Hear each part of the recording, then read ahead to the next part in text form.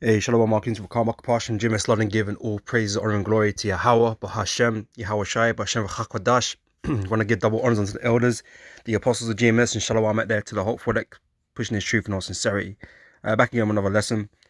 And, this lesson's been inspired from, reading through the book of Ruth here, right? And I'm going to entitle this one, What Makes an Israelite, according to the flesh, right? Because there's a few doctrines that basically just reading this and various precepts I'm going to bring out, a few doctrines out there that kind of become asinine, irrelevant, nonsensical, right? Because you got those that believe that to be amongst our own people, that they believe that Israelites, all the Israelites, if their mum and dad's Israelite, they're black as night, right? There's no mixing going on, all this kind of stuff, right? There's those that believe in the small hat community that to be so-called quote unquote Jewish, it's on your mother's side, right? The mother carries that lineage apparently, right? And you also got in regards to um the Lord Yahweh Shai himself, okay, being born of a miraculous conception, which we know is rubbish, right? So these three doctrines that exist in this world, man, are going to be proven wrong, in these scriptures we're going to bring out, right? So like I said, I was reading through the book of Ruth, man, and you know it's clear as day. Okay, so we're just going to get into it, and the Lord willing is edifying. Okay, so this is Ruth chapter 1 verse 1. It says, now it came to pass in the days when the judges ruled that there was a famine in the land, and a certain man of Bethlehem Judah went to sojourn in the country of Moab, he, his wife, and his two sons, right? And it's something that we've been saying, like Israel have been scattered throughout the four corners of the earth, right? And it continues to this day. Jacob, always in different places, right? Jacob all over the world. Okay, us Israelites, we're all over the world, right? For whatever reason, throughout the ages, we migrated into different places, different areas, war, famine, you name it, whatever, right? Work, and it happens today. Jake moves to go, works in some different place, or whatever, right? So, these concepts shouldn't be very strange, right?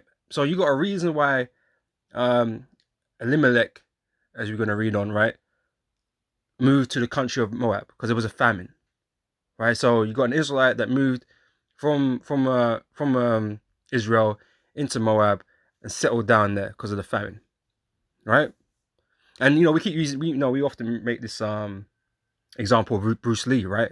Him being an Israelite, right? So just imagine this, right? Just imagine this, right? So you got this Israelite that's moved to Moab, moved to China, whatever, right? Because who the Moabites are, right? And he settled down, right? He has his wife, okay, and he's got his sons, right? But let's read the story. We're gonna get into it, right? So, and the name of the man was Elimelech, and the name of his wife was Naomi, and the name of his two sons were Marlon and Chilion, uh, Iphraites of Bethlehem, Judah, and they came into the country of Moab and continued there, right? So this is what man would say is a pure Hebrew Israelite family. The mother is Israelite, and the father is Israelite, the mother is Israelite, and the two sons are Israelites. All right, cool, fine, right? All good so far, right? Moved into the land of Moab, right? And Elimelech, Naomi's husband, died, and she was left and her two sons, right? And they took them wives. So the sons took them wives of the women of Moab, like we say, right? Jake take all kind of women around the world. Wherever Jake be at, they be taking women, man, and having seed, having children by them, right? Does that mean they're not so-called black or whatever? They're not Israelites because of the women they laid down with? Of course not, right?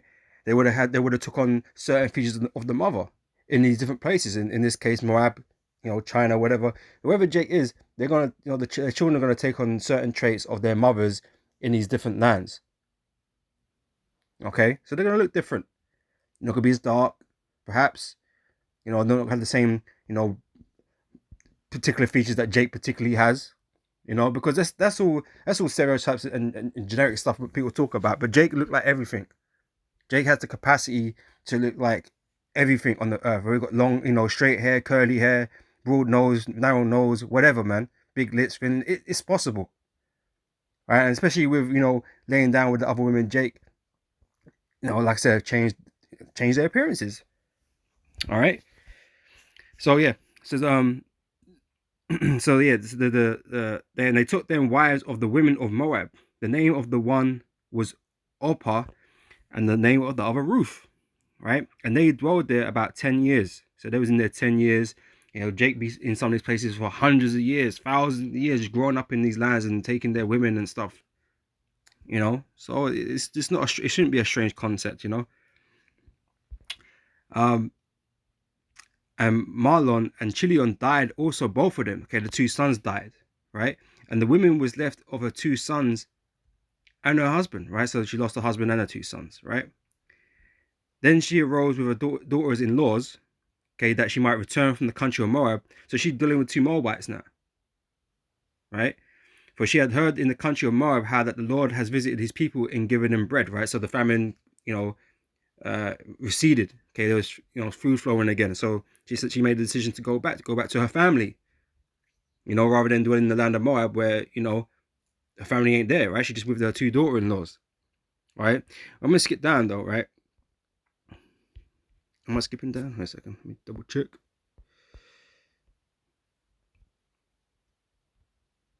No, I'm not skipping down. I'm skipping the chapter, right? So yeah, so in chapter 2 now, right? Verse 1, it says, and Naomi had a kinsman of her husband's, right? So like I said, she's going back towards her family, right? In Israel, right? So Naomi had a kinsman of her husband's, okay, her brother-in-law, right? A mighty man of wealth of the family of Elimelech, and his name was Boaz, right? And Ruth the Moabitess said unto Naomi, let me now go to the field and glean ears of corn, and after him in his sight I shall find grace. And she said unto her, go, my daughter, right? So the point was just in the first verse I was trying to make, right? So she's gone back home, her brother-in-law, Boaz, that's where she's gone to, right?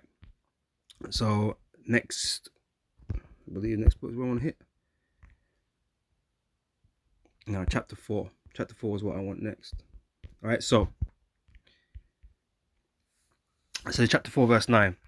And Boaz said unto the elders, unto all the people, ye are witnesses this day that I have bought all that was Elimelech's and all that was Chilion's and Mahlon's of the hand of Naomi, right? Moreover, Ruth the Moabitess, right, because she's a Moabite, right, the wife of Mahlon, have I purchased to be my wife, right? So Boaz and Ruth got together, right? Boaz became the owner of, of the inheritance, right, of these men's inheritance that died, right, as part of the culture, right?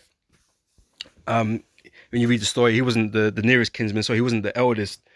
But for you read the story for reasons, right?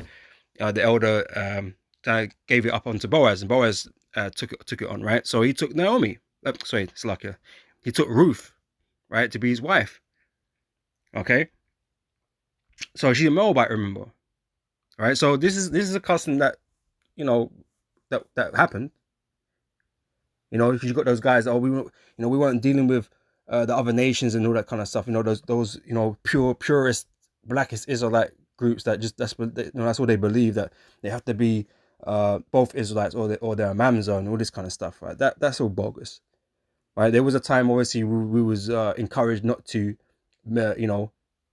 take them to be our wives and that, but it's not against the law. Okay, the problem was that we was going after their gods. And so, some of the prophets and the judges or whatever kind of just put a stop to that, man, because it was causing issues, right? But it's not unlawful to take on wives of another nation, concubines, if you will, right? There isn't any law against that. All right. So Boaz took on, who was an Israelite, who took on Ruth as his wife, okay, who was a Moabite, right? And everyone was cool with this. He sat with the elders and all this. Everyone was cool, right? So, says, moreover, the Moabite is the wife of Mahlon, have I purchased to be my wife, to raise up the name of the dead upon his inheritance, that the name of the dead be not cut off from among his brethren, and from the gate of his place ye are witnesses this day. And all the people that were in the gate and the elders said, we are witnesses, right? So they all approved it. It was all good, right? The elders, everyone. It's lucky, right? So the Lord made the woman that is come into thine house like Rachel and like Leah, right? Them men gave them blessings, right? Which which two did build the house of Israel, right? So yeah, basically they're blessing Boaz and Ruth to have many offspring and establish a great house, essentially, right? And do thou worthily in Ephratah and be famous in Bethlehem. Right? Let your house, your family become famous in Bethlehem, right? And funny enough, and that's exactly what ends up happening, right?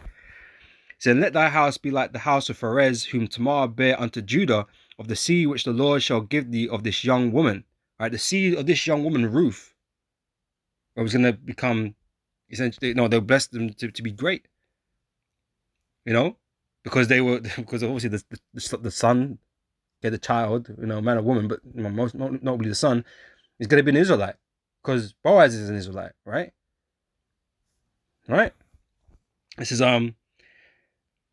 so Boaz took Ruth, and she was his wife, and when he went in unto her, the Lord gave her conception, and she bare a son. And the women said unto Naomi, Blessed be the Lord, which have not left thee this day without a kinsman, that his name may be famous in Israel, that he shall be unto thee a restorer of thy life, and the nourisher of thine old age, for thy daughter-in-law, which loveth thee, which is better to thee than 7 sons, have borne him. And Naomi took the child and laid it in her bosom, and became nurse unto it. And the woman, her neighbors, gave it a name, saying, There is a son born to Naomi, and they called his name Obed. Obed, right? He is the father of Jesse, the father of David, right? So certified Ruth's child, right? Boaz's child with a Moabite is a certified Israelite, right? Certified, right? He is the line that became of David, became David, and became the Lord, Yahweh Shai, the famous line, because the family became what the elders blessed Boaz with, become a famous family, So the child by the Moabite is an Israelite, right? So there's no confusion there. There shouldn't be no confusion there, right? So like we keep telling people, okay, the woman doesn't matter, okay, because she doesn't carry the seed, right? She carries the seed of the man. Okay, so if she deals with an Israelite man, she's gonna have an Israelite baby. Doesn't matter who the woman is. She's gonna carry that man's seed, and this is true in this case, and we're reading it. Okay, she carried Boaz's seed. Okay, he was of the tribe of Judah, right? And like I said, became that famous line. Okay, that begat David. So by these guys' logic that believe that to be an Israelite, you have to be, both parents have to be Israelites or whatever. That means the whole of the Lord's line and David's, the whole of the line here isn't legitimate, man. That it should be cast out. If that by their reasoning, right? Which makes no sense. Okay, this is the most famous family, the most important family in the scriptures, because it leads to our Lord being born through this woman Ruth, who was a Moabite. So that can't be the case. All right. Verse 18. Now these are the generations of Pharez. Pharez beget Hezron. So Pharez is was it son of Judah, right? And this is going down the line of the sons of Judah. All right. So, and these are the generations of Pharez. Pharez begat Hezron, and Hezron begat Ram, and Ram begat Aminadab, and Aminadab begat Nashon, and Nashon begat Salmon, and Salmon begat Boaz, and Boaz begat Obed, right? So that's part of his line, part of the Judite line. And Obed begat Jesse, and Jesse begat David.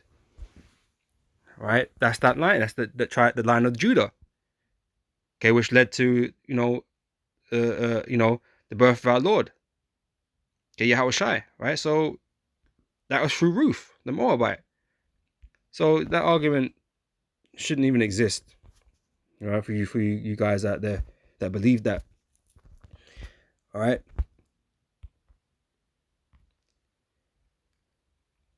This is from Numbers chapter 1 verse 2. It says, start from the top, right? The Lord spake unto Moses in the wilderness of Sinai, in the tabernacle of the congregation, on the first day of the second month, in the second year after they were come out of the land of Egypt, saying, Take ye the sum of all the congregation of the children of Israel after their families by the houses of their fathers, right? Because their fathers is the one who's carrying the seed of Israel. Okay, not the women.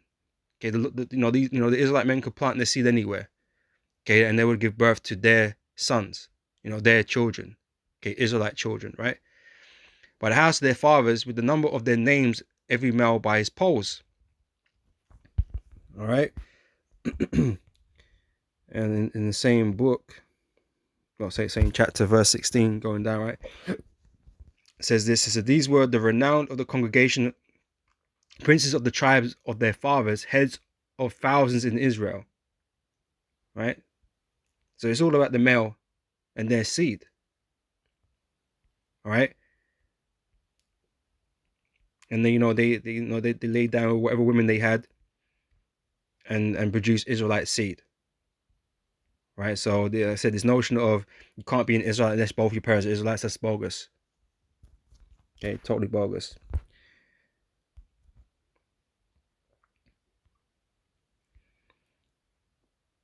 Another example I'd like to bring out is from Genesis 46 concerning Joseph and his two sons.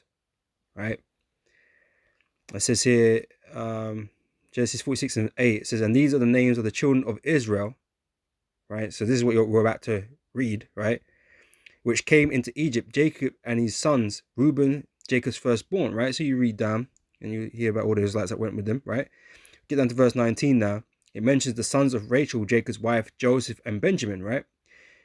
That's the end of it, right? And unto Joseph in the land of Egypt were born Manasseh and Ephraim. We know Joseph had two sons, and these two sons, represent, well, really Ephraim represents the tribe of Joseph, right? But Joseph became two tribes, essentially, right? Manasseh and Ephraim representing Joseph, right? But it says here, which Asenath, the daughter of Potiphar, priest of On, bare unto him, right? So the mother of Joseph's sons was a Hamite, right? A Hamite. She was no Israelite. She wasn't of no near kin or anything like that. She was a Hamite, right? Even what's it? Isaac, he didn't like them. Isaac didn't like these Hamites, man. But hey, but Joseph had a Hamite woman in the land of Egypt, right? And had two sons by her. Okay, are they Hamites, or are they some mixed breed, or whatever? Are they not Israelites?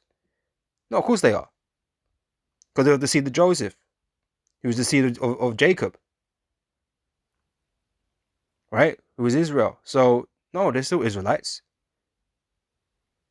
So much so that they are two tribes of Israel. Okay, they're part of the patriarchy of the 12 tribes of Israel. All right, so the woman doesn't matter. Okay.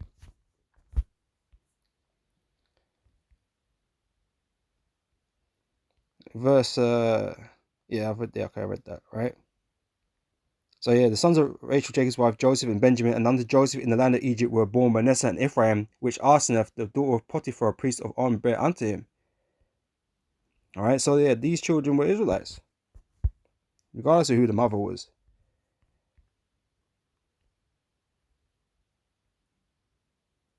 All right, so sorry, just to make that point again, with the numbers issue, that whole idea with the small hats. Okay, they talk that the Jewishness comes from the mother's side. That's wrong. We just read in Numbers that it's through the fathers,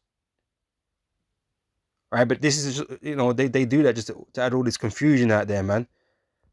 And that's what it is. That's why you people are confused. Why you people don't really understand, what it is that's happening here.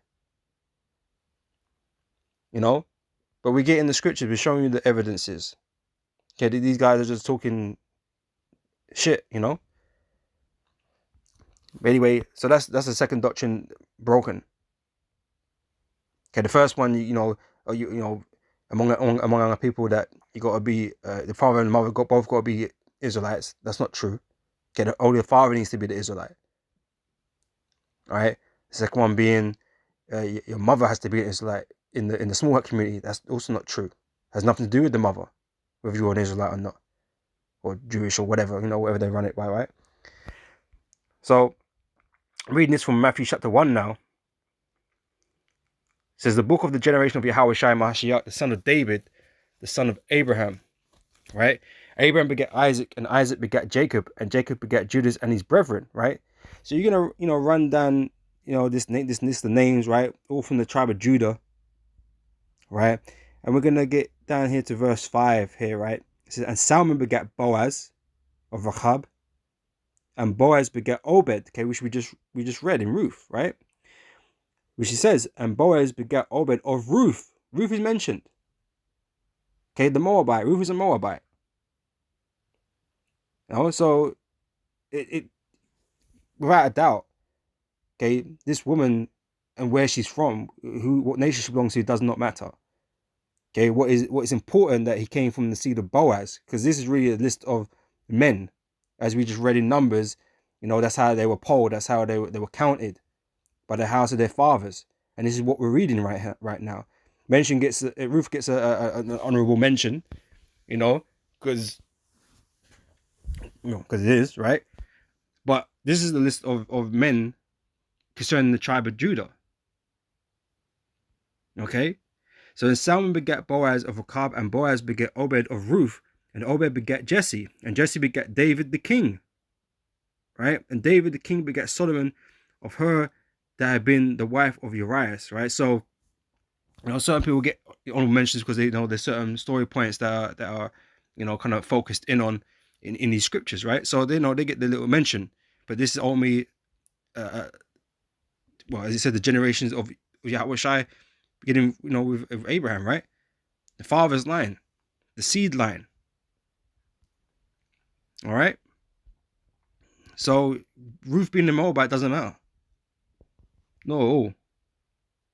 Same applies today. It doesn't matter who the mother is. Okay, if you're an Israelite as a man, then you're going to produce Israelite seed. All right. But like I said, if it was a problem, then this couldn't be.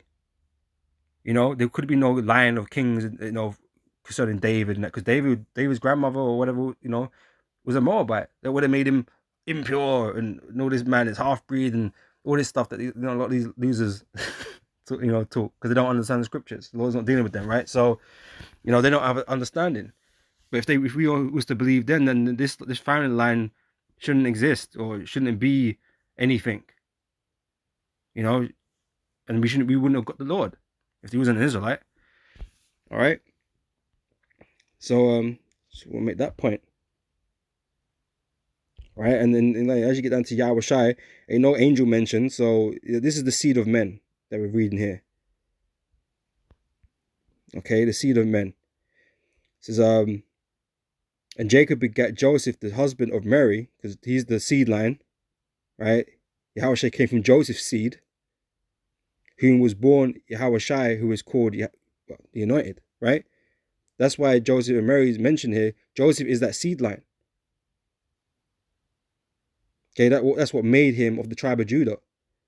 Because Joseph came from the line of kings, and that's why, Yahweh Shai also comes, like I said, comes from David, comes from that line of kings through the seed.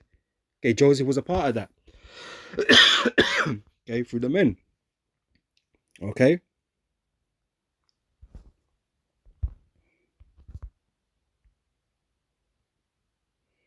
It's Revelation chapter 22, verse 16. It says, I, Yahweh Shai, have sent my angel to testify unto you these things in the churches. I am the root and offspring of David. Okay, he's of the seed of David. Okay, like I said, which is passed on through, through men, right? And the bright and morning star. And we'll close out with this, just to stop that immaculate deception BS, right? Because obviously we saw Joseph in the family, in the lineage there. Okay, Yahweh Shai is of the seed of Joseph. Okay. And it says here, Hebrews 2 verse 16 says, for verily he took not on him the nature of angels, but he took on the seed of Abraham. Right? So Yahweh Shai came, in the seed of Abraham as a man. For the tribe of Judah, okay, which was Joseph. right? Angels don't have genealogy. The spirit doesn't have genealogy. So it'd be impossible for him to fulfill these things if that was the case. Okay, but the truth is, Joseph and Mary had sex and Mary bare his seed, right? Mary received Joseph's seed and Joseph's seed became the Lord. He was the vessel that the Lord was put in, okay, through Joseph, through the seed, through the flesh. All right, that's what it is. That's what it means to be an Israelite in the flesh, man. Okay, to be the seed through the man, right, of the nation of Israel. That's what it is to be in the flesh. Now, just because you're an Israelite don't mean you automatically get saved. Obviously, there's levels to this, but everything starts from the seed. You have to be of the seed of Israel, right? And you can't deny somebody based on their appearance because they don't look like Wesley Snipes, for you darks only Israelites. But we can't go based on the appearance. We can't go based on who their mother is, what the mother looks like, because that stuff doesn't matter. Doesn't matter one little bit. Right? It's all about the seed of men, and though we can't prove, because we haven't got any paperwork to prove that we're the seed of this man and that man, and blah blah blah blah blah, going back all the way back then. Okay, everything is being confirmed in the spirit. Okay, that we're of the seed. All right. Let's close out on that. Actually, it's Romans 8. It says verse 16. It says the Spirit itself beareth witness with our spirit that we are the children of God. Okay, that we're the seed of God. Right? Because none of us have got the documentations. Nobody, right? Going back to the patriarchs, right? So, we have to walk in faith. We have to go in faith. Right? And this is why we teach the word, and who the word resonates with is of the elect, those that can keep it. But even so, we speak to, we interact with many Israelites, but they don't receive this word, man. So even if the Israelites, it doesn't matter, because the Lord ain't looking to deliver them, because the Lord ain't sealing the word inside them. But they're still Israelites, but they're just not going to get it on this side. But everything is about the seed first and foremost. You have to be of the seed of Israel, right? Because everybody belongs to a seed line, right? And just the same way we teach about Esau, if you're the seed of Esau, you're going to be destroyed. Well, if you're the seed of Israel, then ultimately in the end, all Israel shall be saved. And that's why it's important to know where you're from, okay? Because you're from somewhere. Rather than adding all this confusion in, that just leaves everything up in the air and like I said, confused, man. All right. But Lord, when this is edifying, and I'll catch you brothers and sisters on the next video, man. So till next time, I say shalom.